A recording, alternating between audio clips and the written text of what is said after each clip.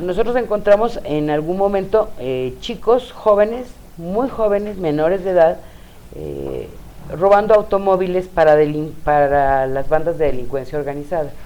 Entonces cuando tuvimos oportunidad de entrevistar, ellos decían que les daban 200 pesos por cada carro que se robaban. Pero trabajan a destajo. Claro, trabajan a destajo. Pero además eso te denota la situación de vulnerabilidad, de pobreza extrema con la que están viajando estos niños y niñas, ¿no? Y sí están siendo muy frecuentemente están siendo utilizados por las bandas de delincuencia organizada, porque los menores de edad tienen un tratamiento frente a las penas que les ponen muchísimo, son inimputables por un lado, pero además si les ponen alguna sanción, la sanción es muchísimo menor. Entonces están aprovechando de la necesidad de los jóvenes económica, de que no tienen redes, de que no han tenido oportunidades de educación, de que no tienen herramientas para accesar a un trabajo digno. Entonces todo esto va poniéndonos en la mesa la discusión de qué estamos haciendo como país con nuestra infancia, en este caso con la adolescencia. Vemos que se hizo una iniciativa de ley para niños, niñas y adolescentes, sin embargo, pues está todavía muy corta, hay que avanzar en ella. Así es. Esa es la segunda parte, o sea, primero está muy corta, hace falta todavía avanzar muchísimo y abordar temas que se quedaron de lado, pero sobre todo, pues no tiene presupuesto. Entonces es como una carta santa. Claro, por supuesto. ¿Para qué lo haces? Oye, una por una, muchachos, no se montan. Hay para todas, hay para retomando esto de la migración acompañada. ¿Han ustedes identificado, o otras organizaciones, han identificado rutas que se siguen, como es el caso, por ejemplo, de la migración que viene de Centroamérica o América del Sur? ¿Hay rutas o es literalmente donde se pueda? O lo que me quede más cercano, donde ya está mi tío viviendo. Es donde esté más cercano, donde esté mi tío viviendo o mis amigos viviendo, en donde ellos, y a veces, eso ya sería tener una red de apoyo. Decir, donde esté mi tío, ya voy a encontrar una red de apoyo. Pero tenemos otro, y sí existen, pero hay otro grupo de niños que van a buscar, a ver dónde están sus padres o sus parientes que se fueron hace mucho tiempo, por ejemplo, a Estados Unidos, que no tienen ninguna idea de dónde encontrar estas personas. Entonces, esos niños que viajan, los que viajan con redes, por lo menos, tienen la posibilidad de llegar a un espacio en donde va a haber apoyo y contención. Pero este otro grupo de niños que viaja a la buena de Dios, que viaja sin ruta fija, cual ninguna, esos son los niños que están todavía más expuestos, porque son los que son mucho más fácil víctimas de la delincuencia, ¿no? Bien, ¿no, Rodrigo? No, iba yo a comentar, Mayra, que cuando estuvimos en el diplomado ahí en la Ibero, que ahorita me gustaría también que comentáramos este asunto, pero bueno, cuando estuvimos ahí recuerdo muy bien que una de las, me parece como preocupaciones generales era que en aquel momento, y no hace mucho de esto, estamos hablando del 2012, en aquel momento no había un registro de la cantidad de niños, niñas y adolescentes, pero principalmente de niños y de niñas, que estaban quedando en situación de orfandad a consecuencia de esta guerra no declarada oficialmente contra el narcotráfico. Y pues yo escuché de distintas personas que impartieron módulos ahí en el diplomado, te escuché a ti y de compañeros y compañeras, el decir, bueno, el problema y la preocupación no es nada más ahorita qué es lo que está pasando con ellos y ellas, dónde están, cuántos son, sino el día de mañana dónde van a estar. Y cobijados por quién van a estar.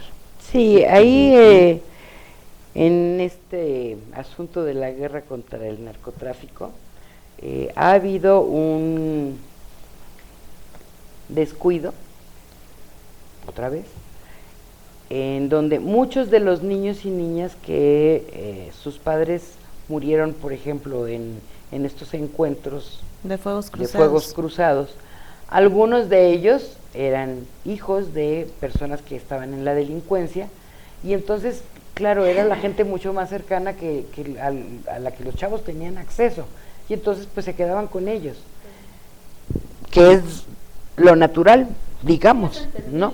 Lo podemos entender, pero el aprendizaje que están teniendo estos niños y niñas lo que hace es agudizar más la problemática en el país, porque entonces van engrosando las filas de delincuencia. Y por ejemplo, tenemos el ponchis. Claro. Por ejemplo, ¿no? Es uno de los el muchos ponchis ejemplos. Es uno de los, es un caso paradigmático totalmente. que lo que nos muestra es que era un chico que que no había tenido redes de acompañamiento en su desarrollo, y a los 12 años, 11 años, es adoptado, y entre comillas el adoptado, por un delincuente, y entonces para él la violencia era totalmente natural. Claro. Cuando haces un estudio de vida de estos niños y niñas, lo que ves es cómo se naturaliza la violencia, y entonces esta violencia cómo va escalando cada vez más, de manera más grave en el país. Entonces nosotros, yo sí creo que tenemos responsabilidad, todos y todas, desde la sociedad civil hasta el Estado mexicano, de poner mucha atención, muy puntual atención en la infancia, sobre todo en esta infancia migrante interna que viaja con sus familias, o migrante que va no acompañada, ¿no? Claro. Porque la que va con las familias, por ejemplo, tenemos los niños que viajan hacia los campos agrícolas, en donde hay trata de personas. Desafortunadamente no podemos cerrar los ojos frente a la realidad, y en donde están utilizando mucha mano de obra infantil, porque, por ejemplo, para cosechar los chiles o plantas que están o frutos que sean en matas pequeñas, la mano del niño es mucho más fácil accesar sin lastimar los otros frutos. Entonces se utiliza mano de obra de niños y niñas, y los papás, en el espíritu de tener un poco de ingresos más amplios, pues van incorporando a los chicos muy rápidamente a estos procesos de cosecha de los cultivos, por un lado. Y por el otro lado, estos niños están expuestos, por supuesto, a un montón de accidentes. Los pesticidas, para empezar, ¿no? Hemos visto niños que llevan el agua para beber en los mismos contenedores en donde que traían los pesticidas, ¿no? Sabiendo que eso pues daña la salud de los niños y las niñas. Y también hemos conocido de accidentes fatales con los tractores, porque no alcanzan a ver a los niños pequeños. Entonces, se requiere de mucha atención en los campos agrícolas primero para que no exista la trata de personas en los campos. Sí, para empezar. ¿No? Para empezar, porque hay una explotación en algunas zonas que es brutal. Y luego, para que tenemos que poner mucha atención en estos asuntos de lo que es el trabajo infantil. Acaban de subir la edad para trabajo infantil en México, lo aplaudimos, pero de ahí a que esto sea una realidad, pues todavía hay una cierta distancia, ¿no? Recientemente estuve en Coahuila, y hablando justo de trabajo infantil, y les decía la práctica de los llamados pocitos, que son unas minas que hoyos, ¿no? Son hoyos. Pocitos son unos hoyos, unos huequitos diminutos en donde lo que cabe es un niño. Lo que cabe solamente son niños.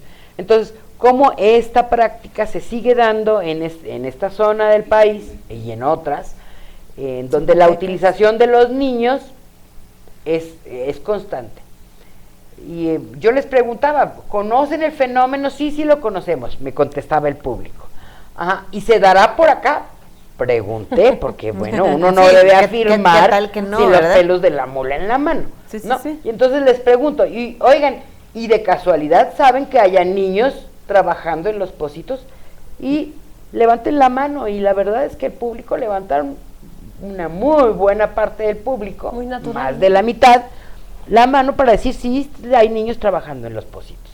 Las ladrilleras, porque era un espacio que conocía y que sabía cómo se manejaban y qué había. Entonces les digo, las ladrilleras, aquí en el Cerro del Pueblo había unas ladrilleras. ¿Sigue habiendo ladrilleras? Sí hay. Bueno, y por casualidad, ustedes han visto ahí que hayan menores de edad trabajando, y todo el mundo decía, sí, los hemos visto. O sea, pero lo tenemos tan naturalizado porque le damos un valor a esta parte formativa del trabajo infantil, ¿no? Y entonces empezamos definiendo trabajo infantil, ¿no? No es lo mismo que a mi hija yo le pida que me ayude dentro de las labores de la casa y que la ponga a trabajar lavando los platos o tendiendo su cama, porque eso es parte de su formación.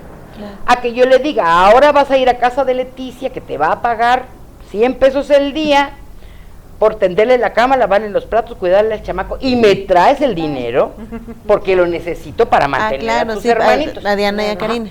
Ahí vamos a ver la diferencia, y también, ahí vamos a ver la diferencia entre lo que es la formación porque mucha gente me dice, es que yo no estoy de acuerdo que los niños no trabajen.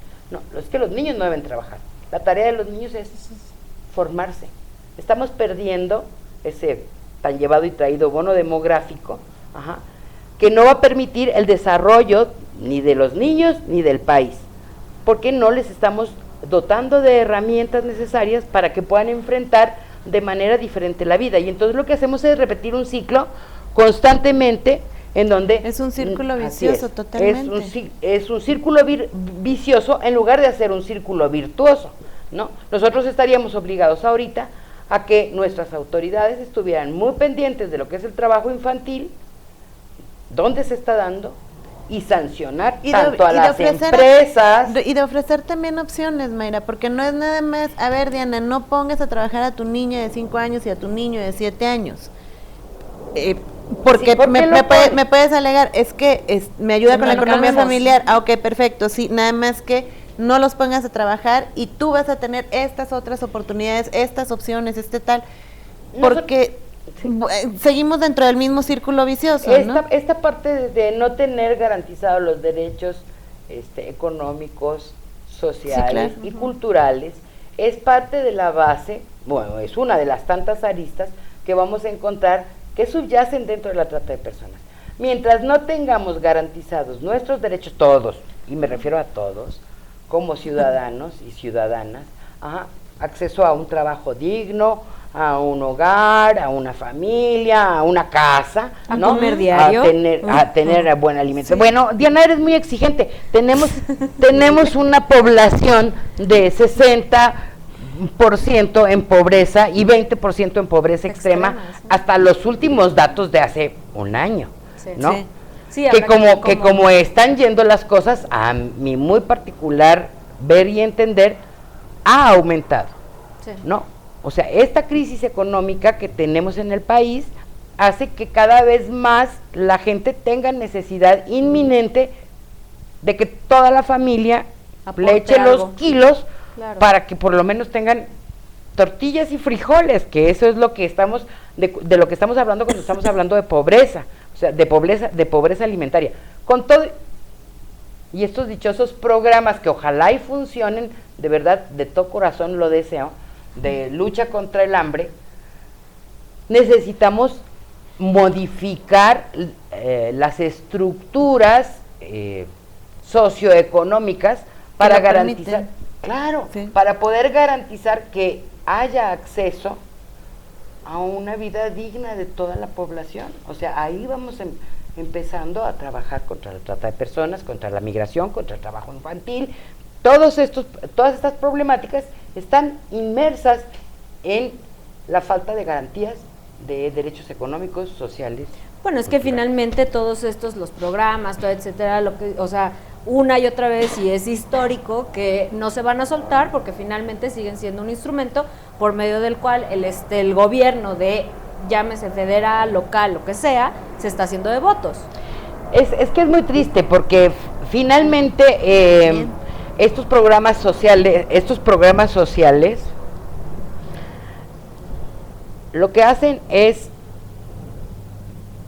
tener una reserva de votantes, por un lado, otra reserva de gente, de personas que a las que yo digo que les roban la dignidad. Por supuesto. De pronto es robarle la dignidad a la gente, porque te doy, no me des, garantízame el trabajo. Claro. Es mi derecho. Claro. No es una graciosa dádiva de parte de las autoridades, no me importa el partido que sea. Sí, azul, rojo, verde, naranja, amarillo, del color que me lo pongas, verde, blanco y rojo, el que me des, no es una dádiva. Y lo que tienen que hacer es garantizar que esos derechos de esas personas estén cubiertos. Esas personas tienen derecho a un trabajo digno, a un salario bien remunerado, a una casa, habitación, a tener, sí. Entonces, de pronto es que, va a haber elecciones y va a haber elecciones. Es histórico. Y saca todos los programas. O sea, ¿no? y seguimos teniendo un estado paternalista que entonces yo te voy a dar, porque yo no te voy a enseñar o no te voy a dar las condiciones para que tú te puedas desarrollar. No. Yo te doy y entonces dentro de 5 años vuelvo. Te vuelvo a dar y dentro de 6 años o a lo mejor antes, con las intermedias. O con asunto de enséñame a pescar, no me dejes pescado. No, la gente lo que requiere, y además de verdad, este año, bueno, siempre en nuestra práctica cotidiana en el trabajo en campo, lo que vemos es que la gente está ávida de herramientas, de aprender lo que sea. El otro día les decía, es hasta absurdo y ridículo que la gente, una adulta, se maraville de poder hacer un barquito de papel. A mí, de veras, si hubiera sabido la reacción que iba a tener esa mujer cuando le enseñamos a hacer un barquito de papel de origami, la sensación de puedo hacer algo, exacto, de tengo una herramienta nueva, era una de veras sublime. Y dices, cuánta necesidad de tener herramientas de las personas, de los niños, de los jóvenes, de los adultos, de todas las personas, de todas las edades. Digo, y aunque no me gusta la palabra, pero eso justo es el dichoso empoderamiento. Claro. O sea, pero ¿por qué no te gusta tan bonita sé, que es? No, tú tienes un tengo asunto con esa palabra, empoderamiento. Pero bueno, no Oye, importa, pero o sea, relacionado con esto, el sábado el licenciado Jorge Aviñón Briz nos hizo el favor de invitarnos al informe de actividades que tuvo, ahí estuvimos presentes.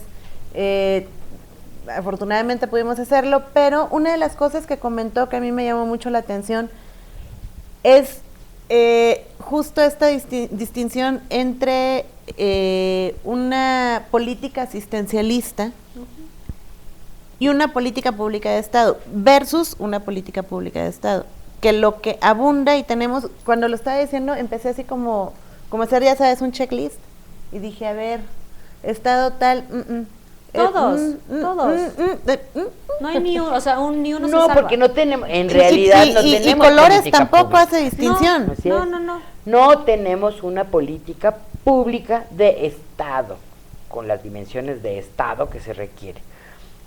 Todas estas políticas de asistencia social, lo que están haciendo es tapar el hoyo un ratito. No, yo voy a hacer ese dicho en tele.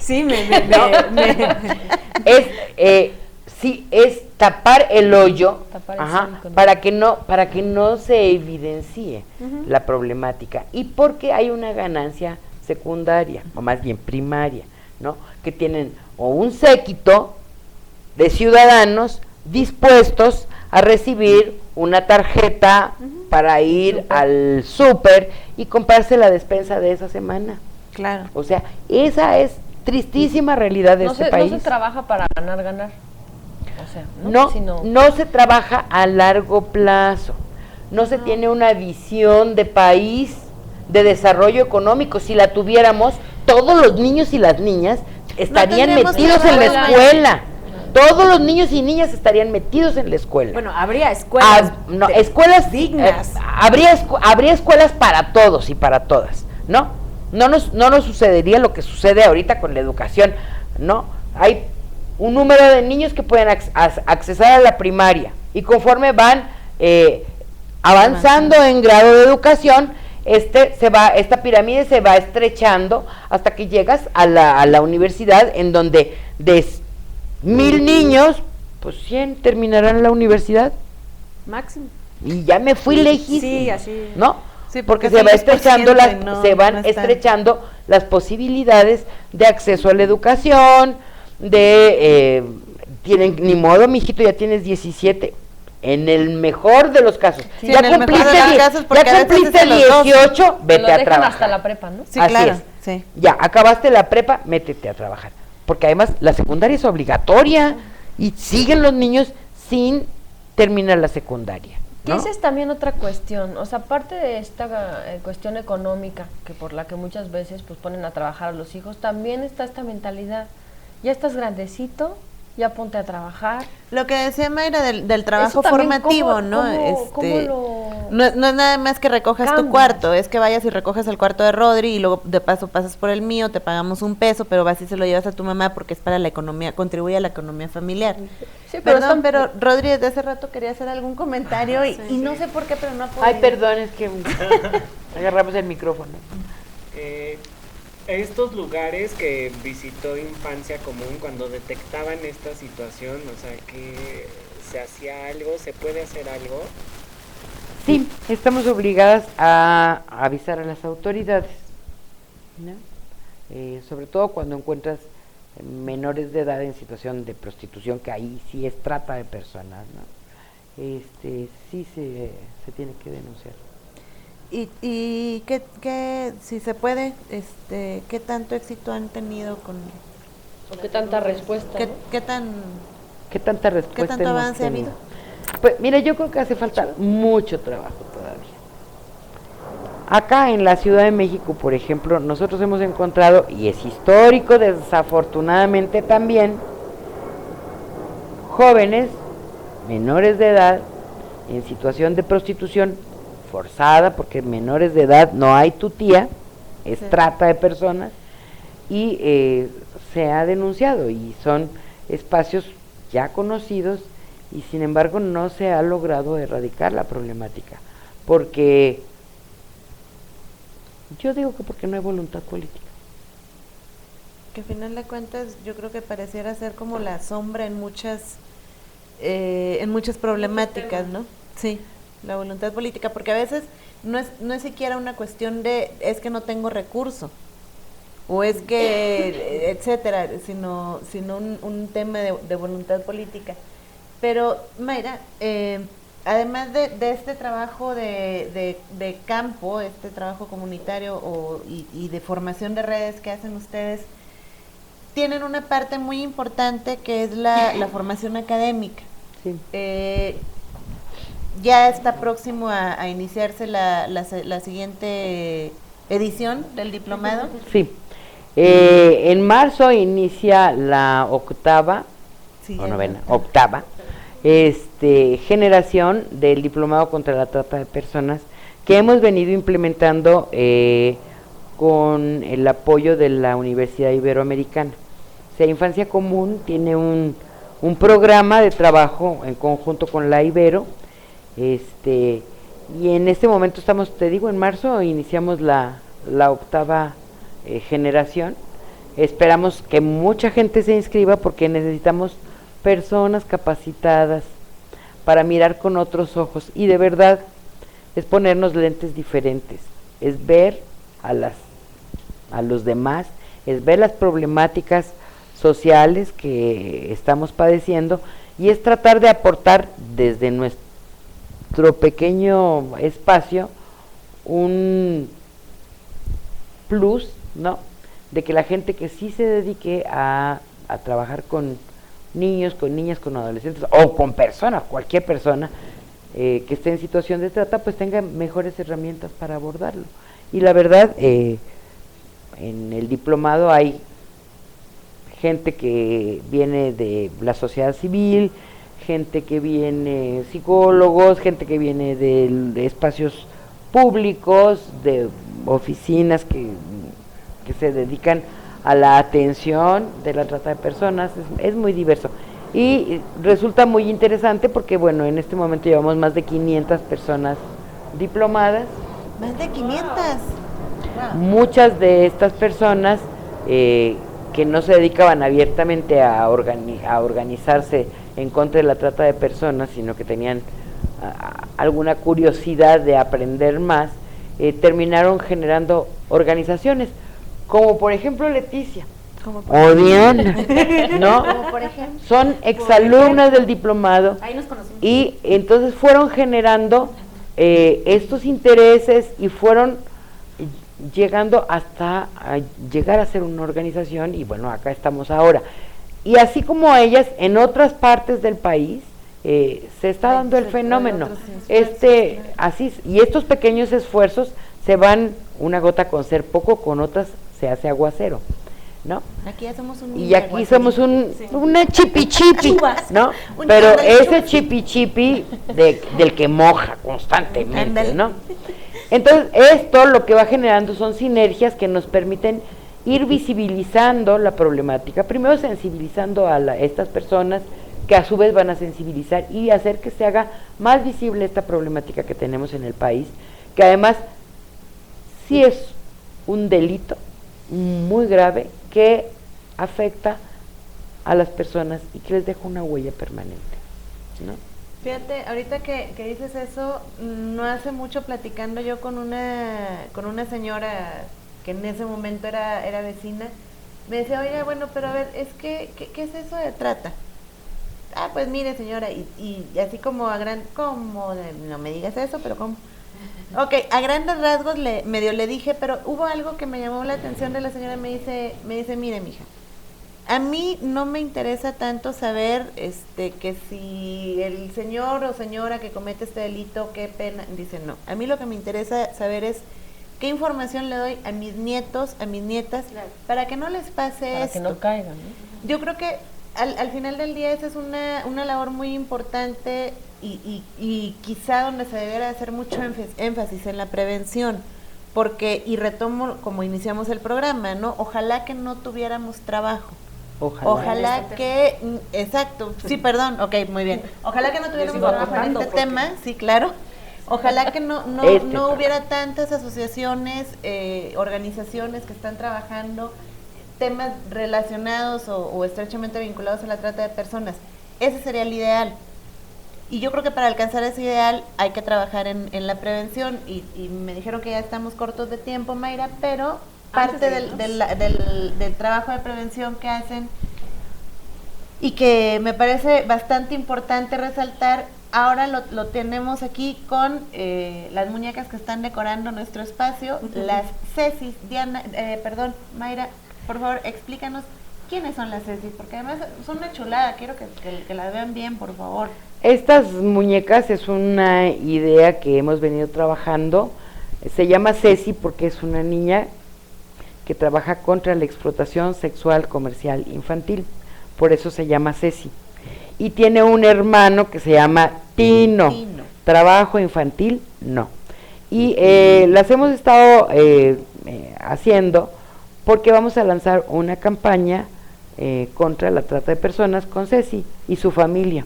Tiene una familia, tiene su mamá, tiene su hermano, tiene su papá, tienen abuelos, tiene un hermanito en camino, y son muñecos, los adultos, son muñecos sexuados, que nos sirven para trabajar sobre abuso sexual, sobre educación sexual, sobre prevención de embarazo adolescente. Entonces, sí creemos que es importante el trabajo que se puede desarrollar a través de estas herramientas. Son otra herramienta más para trabajar.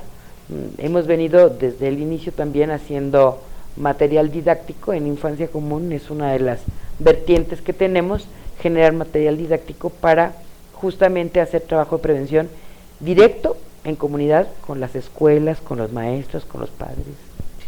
Y eso me lleva al siguiente comentario. Suponte que yo soy mamá, maestra, no sé, a lo mejor directora de alguna escuela.